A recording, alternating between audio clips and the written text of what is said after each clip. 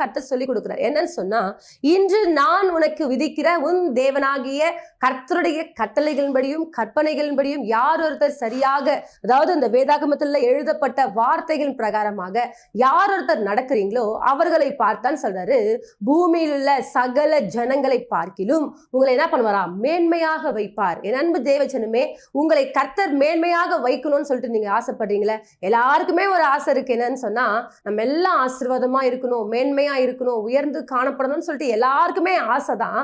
ஆனால் தேவன் நம்மை மேன்மையாக வைக்க வேண்டுமானால் அவர் சொன்ன ஒரு கட்டளைகளுக்கும் அவர் சொன்ன கற்பனைகளுக்கும் நாம் என்ன பண்ண வேண்டுமா, செவி கொடுக்க வேண்டும். முழு இருதயத்தோடும் முழு ஆத்மாவோடும் முழு பலத்தோடும் உன் தேவனாகிய கர்த்தரிடத்தில் என்ன பண்ணுமா, அன்பு கூற வேண்டும்.